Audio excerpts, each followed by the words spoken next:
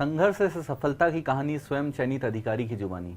नमस्कार, मेरा नाम है सौरभ यादव और हम लोग मिल रहे हैं एमपीपीएससी उत्कर्ष चैनल पे आज एक ऐसे अधिकारी से जिनका चयन 2022 के एग्ज़ाम में हुआ है और जिनकी डीएसपी में 7th रैंक है, जिन्होंने अपनी सफलता को किस तरीके से पाया और कैसे उन्होंने अपने जीवन में कौन कौन सी जो कठिनाइयाँ हैं उनको पार करके उनका सिलेक्शन हुआ। तो जो एक आम तौर पे बच्चों को, जो भी बच्चे या जो भी एस्पिरेंट्स प्रिपरेशन करते हैं, उनका एक सबसे बड़ा समस्या है जो उनके दिमाग में हमेशा एक फोबिया बना हुआ है कि जो सेलेक्ट होते हैं, जो बड़ी बड़ी पोस्ट पे जो बच्चे सेलेक्ट होते हैं, क्या वो कोई बहुत ही एक्स्ट्रा टैलेंटेड बच्चे होते हैं या कहीं बाहर से आते हैं। तो ऐसा नहीं, वो आपके और हमारे बीच में से ही निकल के कोई बच्चा सेलेक्ट होता है। तो आज उसी बच्चे से हम लोग बात करेंगे किस तरीके से वो सेलेक्ट हुए, कैसे उन्होंने अपनी तैयारी को एक नई दिशा दी और सिलेक्शन के बाद का जीवन अब जो उनका आने वाला है उसको वो कैसे रहेंगे। और आपके जो एक कॉमन क्वेश्चन जो जब मैं क्लास में एमपी पढ़ाता हूँ तब भी बच्चे पूछते हैं कि सिलेक्शन के लिए क्या चाहिए, मेंस में क्या करना है, प्री में क्या करना है, तो वैसे कुछ क्वेश्चंस भी एक सफल कैंडिडेट से आज जानने का प्रयास करेंगे। तो स्नेहा जी, आपको बहुत बहुत शुभकामनाएं आपके चयन के लिए। Thank you sir. कैसा लग रहा है सिलेक्शन के बाद आपको? बहुत अच्छा लग रहा है सर। बहुत अच्छा लग रहा है, ठीक है। तो आज सभी बच्चों से आज थोड़ी सी कुछ बातें करेंगे जिसमें आप उनको थोड़ा सा गाइड करिएगा कि प्रिपरेशन को किस तरीके से करना है।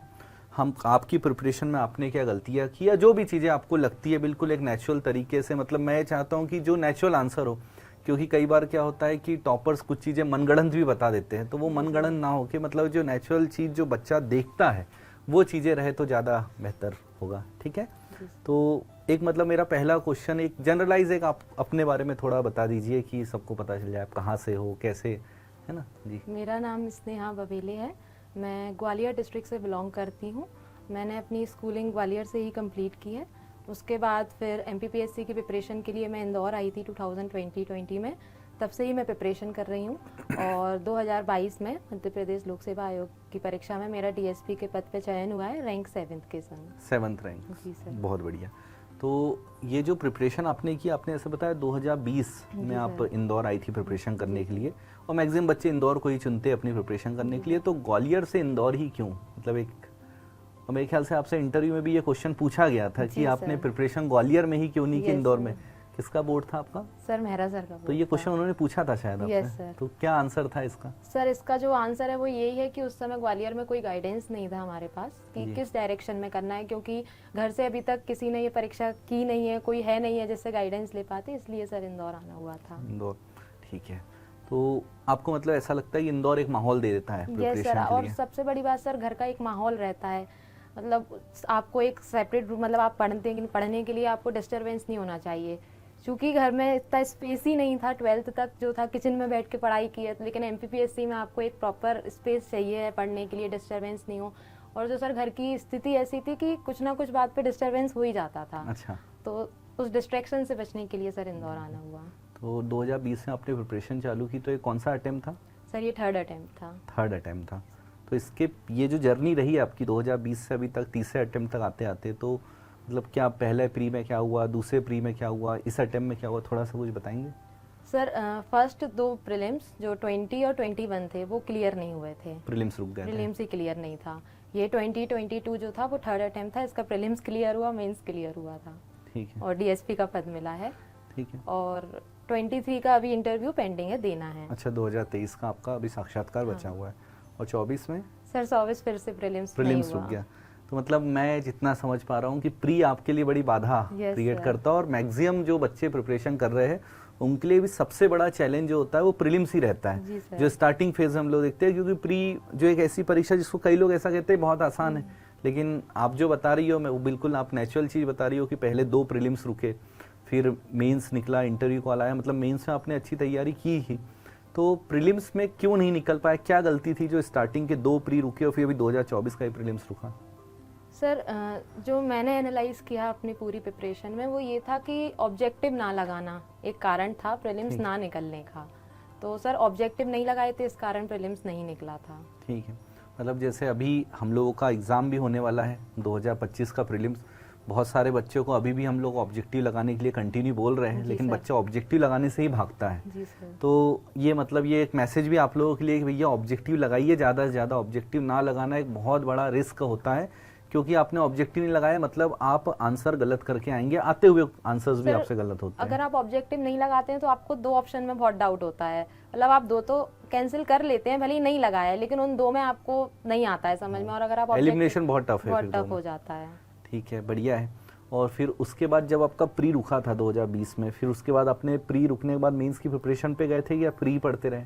सर मेंस की प्रिपरेशन तो पहले ही कर ली थी हमने, फिर जब प्री आता है तो नोटिफिकेशन के हिसाब से फिर प्री करने लगते थे। अच्छा। तो जब 20 का नहीं निकला तो फिर उस ईयर पूरा मेंस ही का प्रिपेयर किया था, फिर जब 21 नोटिफिकेशन आई तो फिर प्रीलिम्स प्रिपेयर किया, लेकिन वो फिर नहीं निकला, जी। फिर मेंस प्रिपेयर किया, फिर 22 दिया तो फिर वो क्लियर तो हुआ। ये भी एक बहुत अच्छा मैसेज, क्योंकि ये जो हमारे बीच में जो वार्तालाप हो रहा है और ये जो इंटरव्यू आपके लिए किया जा रहा है कि क्या क्या गलती नहीं करना है। जैसे अभी 25 का ही प्री होगा, कई लोगों को 16 तारीख का एग्जाम बहुत अच्छा जाएगा, किसी का बिगड़ भी सकता है। तो जो बच्चा जो फर्स्ट अटेम्प्ट सेकंड अटेम्प्ट वाला है वो क्या करता है, फिर से प्री पढ़ने बैठ जाता है।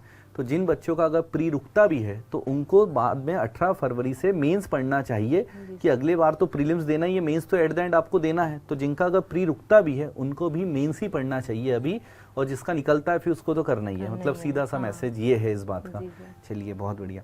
तो और जब हम देखते हैं इस प्रिपरेशन में तो सबसे ज़्यादा टफ इस पूरी एमपीपीएससी की प्रिपरेशन में जो होती है ना कि जीवन में चुनौतियाँ आती है, कि एक तो कई लोग बोलते हैं रूम पे अकेले रहना भी एक चुनौती है, बहुत सारी चीज़ें हैं, एक पढ़ाई को लेके भी चुनौती है। दिन में कितने घंटे पढ़ाई करती थी? नेचुरल बिल्कुल, कि जैसे हम तो टॉपर्स बताते हैं 16 घंटे, जो मुझे तो उतना नहीं लगता। आप कितने घंटे पढ़ती थी? सर अब घंटे तो ऐसे कभी गिने नहीं कि घंटों के हिसाब से पढ़ा हो, लेकिन ऐसा था कि जो भी अपने डेली काम होते थे उसके अलावा घर पे बातचीत कर ली, उसके अलावा पढ़ते थे, तो मिनिमम 7-8 घंटे निकल आते होंगे। इससे एक ज्यादा इफेक्टिव 7-8 घंटे से ज्यादा नहीं हो पाता है, क्योंकि मन ही नहीं लगता है फिर आपका। फिर आप ऐसा कर सकते हो कि 7-8 घंटे पढ़ लिया, उसके बाद आप कुछ ऐसा कर सकते हो, ऑब्जेक्टिव लगा लिया या आंसर राइटिंग कर ली, लेकिन ऐसा नहीं है कि आप पढ़ रहे हो, नहीं हो पाता। अच्छा, मतलब वही है कि इफेक्टिव करो, फिर उसके बाद जो समय बचता है उसमें आपको ऑब्जेक्टिव सॉल्व करना है। चलिए, तो जब हम लोग देखते हैं मुख्य परीक्षा, जो एक बहुत बड़ा चैलेंज है उन बच्चों के लिए जो 6-6 7-7 बार प्रीलिम्स निकाल चुके हैं लेकिन मुख्य परीक्षा में रुक जाते हैं, तो मेंस एग्जाम में आपने ऐसा क्या किया कि आपने एक ही बार मेंस दिया जी सर। और उसी मेंस में डीएसपी हो गए? तो मेंस की आंसर राइटिंग में मतलब जो सबसे बेहतर आपको लगता है कि इस चीज़ें आपको मेंस से नंबर दिलवाए होंगे, वो चीज़ क्या थी? क्योंकि आपके मेंस में कितने मार्क्स थे? सर याद नहीं है अभी इंटरव्यू में कितने मार्क्स थे? इंटरव्यू में 100 थे। 100 थे, मतलब मेंस में आपके 750 के अराउंड नहीं होंगे। सर, 767 या 66। 767, मतलब मैं ऐसा मानता हूँ कि आपको अगर 5-6 नंबर 7-8 नंबर और मिलते तो आप डिप्टी कलेक्टर थी, और शायद वेटिंग भी है आपका वेटिंग डिप्टी है, जी कलेक्टर। सर। तो आप देख सकते हो कि पूरा मेंस के दम पे मैडम डीएसपी बनी है। मतलब इंटरव्यू के मार्क्स तो बहुत ही एवरेज मार्क्स 100 मार्क्स मिले इनको, लेकिन आप देख सकते हो कि मेंस के दम पे वो जो गलती जो बहुत बच्चा करता है प्री रुकने के बाद दोबारा प्री पढ़ने की, वो इन्होंने नहीं की, तो इसका इनको बहुत ज़्यादा फायदा भी मिला। तो वही चीज़ थोड़ा आप लोग भी करिए कि मेंस को पढ़ते रहना है।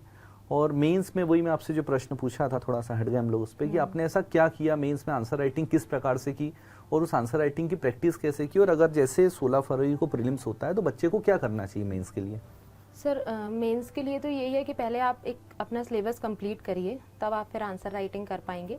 या फिर अभी अपना तो जो सिलेबस है वो यूनिट वाइज है, तो आप उस पर भी जा सकते हैं। जैसे आपकी एक यूनिट हो गई है तो आप फिर आंसर राइटिंग स्टार्ट कर सकते हैं।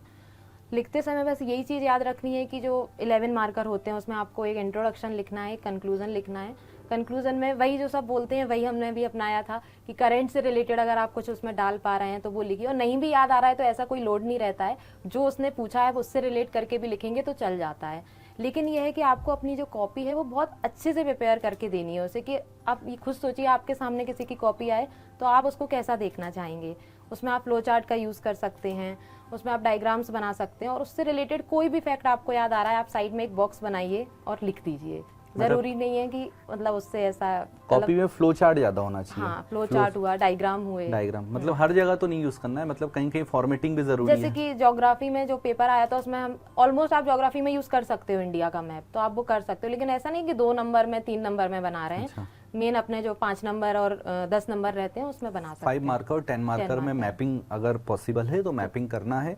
जहाँ डायमेंशन खोलना है वहाँ पे फ्लो चार्ट बनाना है, और जो अच्छे फैक्ट्स हैं उनको बॉक्स में डाल के लिखना है। बहुत सीधा सा तरीका है जो हम लोग क्लास में भी प्रैक्टिस करते हैं। बस उसको एक वो है कि पेपर कंप्लीशन। हाँ, पेपर आपका कंप्लीट होना पूरे कंप्लीट थे आपके पेपर।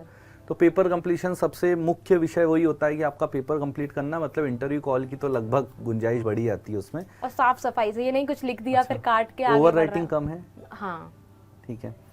तो और एक सबसे बड़ा चैलेंज ये रहता है मेंस के जो 6-7 दिन होते हैं, जी सर। जो 6 दिन मेंस चलता है उसमें बहुत ज़्यादा हेक्टिक होता है वो। तो उस बीच में खुद को कैसे मैनेज किया जाए उन 6 दिनों में। जैसे हम लोग देखते हैं कि आज मान लीजिए कि आज 20 तारीख है जी सर। हमारा, और 22 से हमारे मेंस है, पेपर 1 है ना, फिर paper 1, paper 2, paper 3, paper 4, paper 5, paper 6, छठे पेपर तक आपको रेगुलर पूरा रिवीजन करना है, सब कुछ करना है।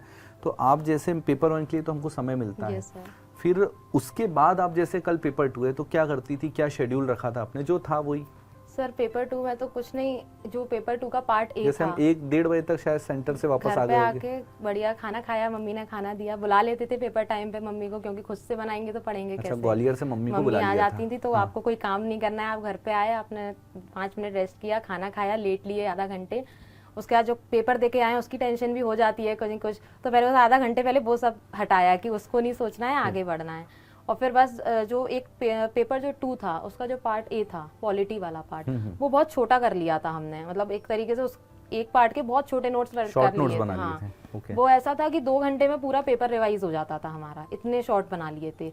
और एक जो दूसरा पार्ट था वो तो पूरा फैला हुआ था, तो उसके लिए फिर जितना हो पाता था रिवाइज तो उतना कितने बजे तक पढ़ा था रात में?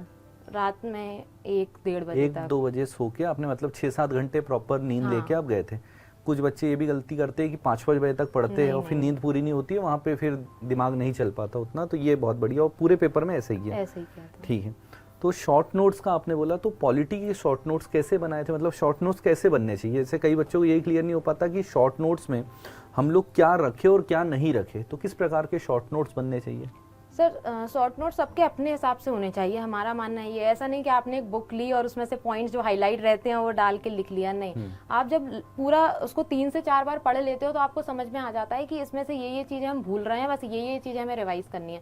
तो इतने रफली बनाने होते हैं हमारे, तो इतने रफली थे, बिल्कुल रफ पेजेस थे कि बस उसमें एक पॉइंट लिख लिया कि ये चीज़ हमें याद नहीं आ रही, तो उसका एक वर्ड कि इससे हमें पूरा याद आ जाए आगे का कि अच्छा हमें ये लिखना है, इस तरीके से। मतलब आप ऐसा, जैसे हम मानते हैं कि इम्पीचमेंट ऑफ प्रेसिडेंट है, हाँ। कि आर्टिकल 61 जो है, हाँ। तो इम्पीचमेंट ऑफ प्रेसिडेंट में हम देखते हैं कि आप जो बोल रहे हो कि 1/4 होना चाहिए, हाँ। है ना, और 14 दिनों का उसको, तो ये कुछ कीवर्ड्स लिख बस दिए की बस। कॉमा लगा कि ये अगर आएगा तो हमें ये लिखना है, अब पूरा नहीं लिखना है। शॉर्ट नोट्स इसलिए उतने बनाने हैं। इतने बना लिया, ठीक है, बढ़िया।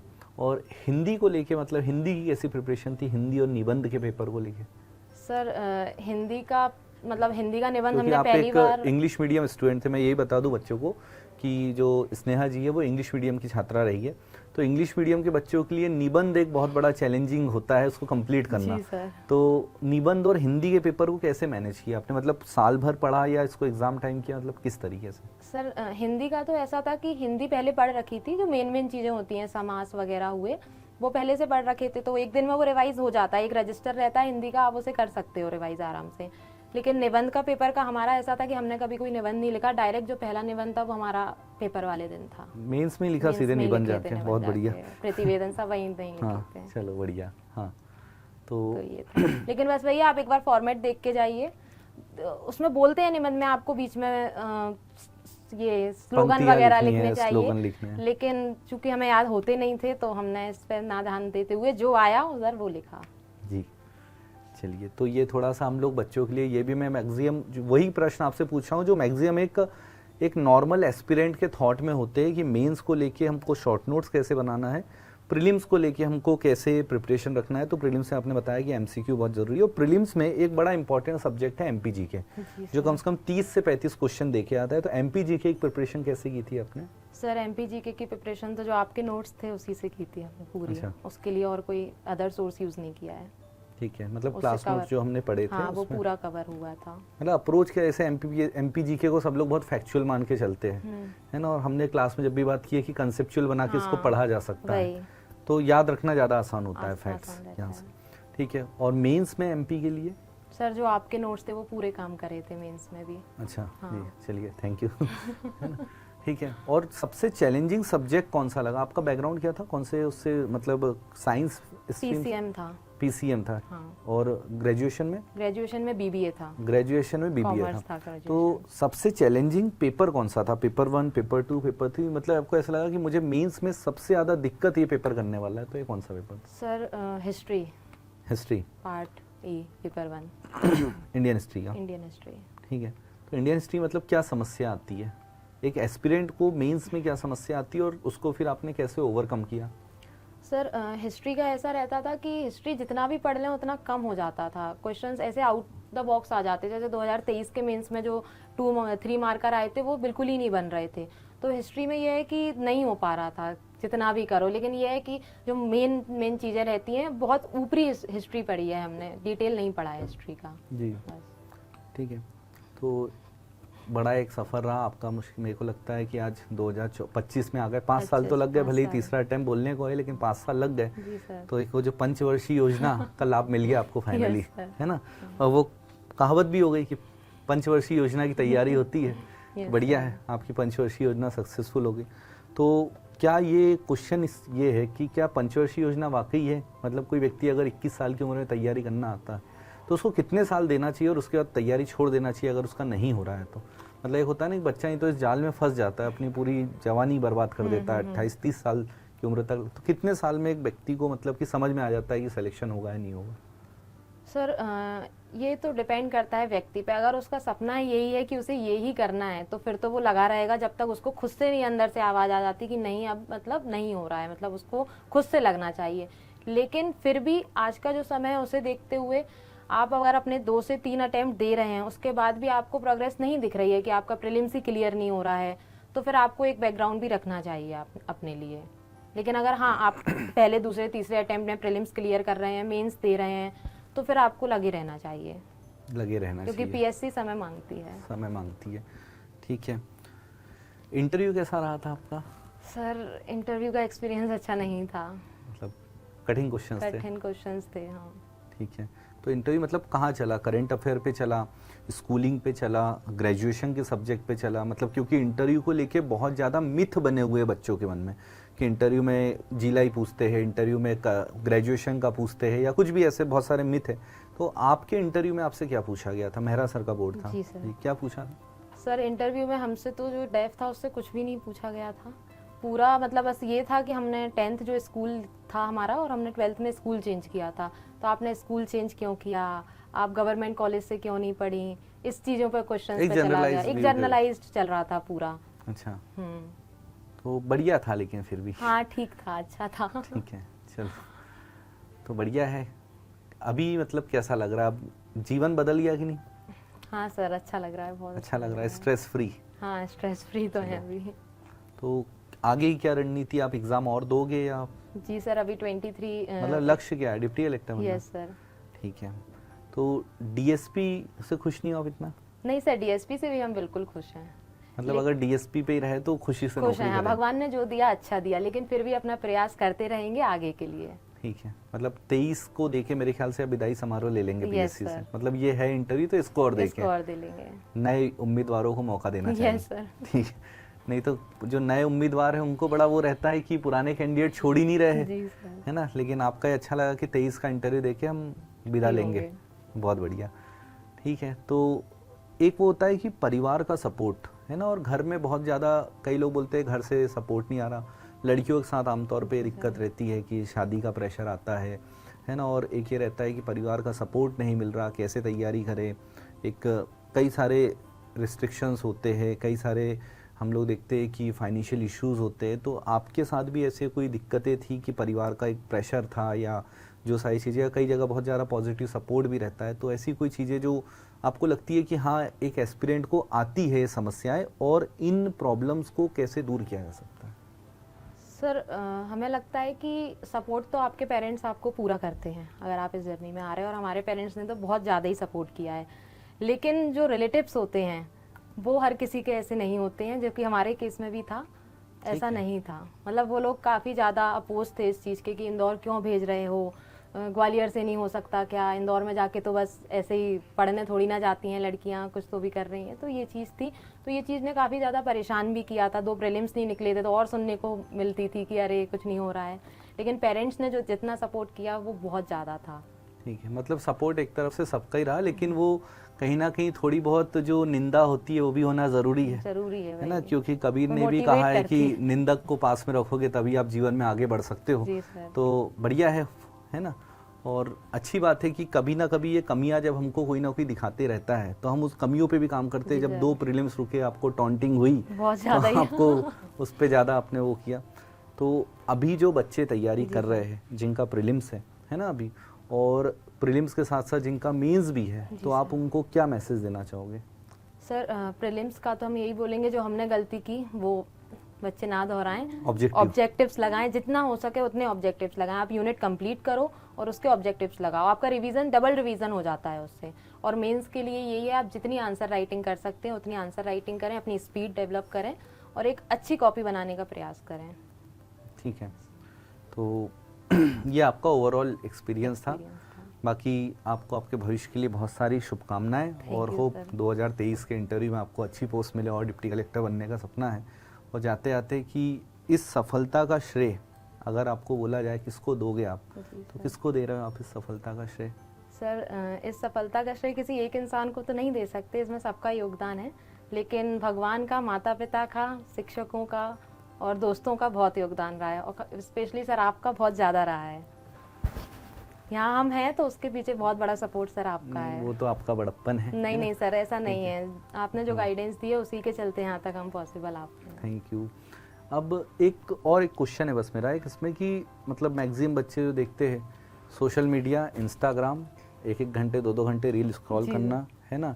आजकल वो नया आया है स्ट्रीक बनाना, है ना, तो एक नया सुना है मैंने भी, ऐसा कुछ है। हाँ। तो इनमें बहुत उलझे, दिन में 5 से 6 घंटे इसको ही दे रहे हैं, है ना। तो क्या सोशल मीडिया आप भी चलाते हैं? क्योंकि कुछ लोगों का ऐसा कहना है जो लोग सेलेक्ट होते हैं वो सोशल मीडिया यूज़ नहीं करते। कुछ भी ऐसा हम लोग देखते हैं कि इंस्टा नहीं चलाते, व्हाट्सएप नहीं चलाते। तो आप भी चलाते थे, और चलाते तो कितने देर चलाते थे, और अपने आप को यहाँ पे कितना रेस्ट्रिक्ट करना है इन सब चीज़ों से? सर यूज़ तो हम सारी चीज़ें करते थे, लेकिन एक्टिव नहीं रहते थे कि कुछ पोस्ट कर रहे हैं या नहीं यूज़। लेकिन हम सारी चीज़ें करते थे, और तब करते थे जब हम फ्री होते थे। जैसे खाना खा रहे हैं तो उस समय थोड़ा टाइम मिल गया, या फिर पढ़ते पढ़ते बोर हो रहे हैं तो थोड़ा बहुत देख लिया। लेकिन आप जब 10 मिनट से ज़्यादा खुद चलाते हो ना, तो आपको अंदर से लगता है कि अरे यार 10 मिनट निकल गए, टाइम वेस्ट हो रहा है, पढ़ना है। तो आप यूज़ करिए, बिल्कुल करिए, लेकिन अपना माइंड फ्रेश करने के लिए, टाइम पास करने के लिए ना करिए।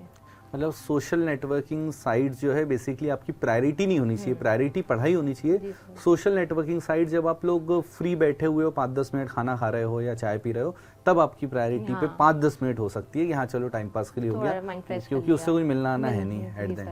ठीक है, तो ठीक है स्नेहा जी, फिर ख़त्म करते सेशन को। सबको एक बार ऑल द बेस्ट बोल दीजिए, प्रीलिम्स आ रहा है। ठीक है, चलिए, thank you sir ji. Okay, तो फिर मिलते हैं और किसी कैंडिडेट के साथ जो आपको ऐसे ही बहुत सारी गाइडेंस देंगे। और आप सभी को प्रीलिम्स जो होने वाली है 16 फरवरी को, उसके लिए बहुत सारी शुभकामनाएं। लगातार ऑब्जेक्टिव लगाते रहिए, डेली 200-300 के आसपास ऑब्जेक्टिव लगाइए, क्योंकि आप जितने ऑब्जेक्टिव लगाएंगे आपके लिए उतना बेहतर। और अच्छे से प्रीलिम्स निकाल के मेंस की तैयारी के ऊपर ध्यान दीजिए। और आशा करता हूं कि आप में से ही कोई एक जो बहुत मेहनत कर रहा है, और आप में से आप सभी इस कुर्सी पे आके बैठे और यहाँ के साथ साथ आप जिलों में जाके प्रशासनिक अधिकारी के तौर पे भी काम करें और एक सत्य निष्ठा से काम करें। तो मिलते हैं नेक्स्ट के सेशन में। Thank you.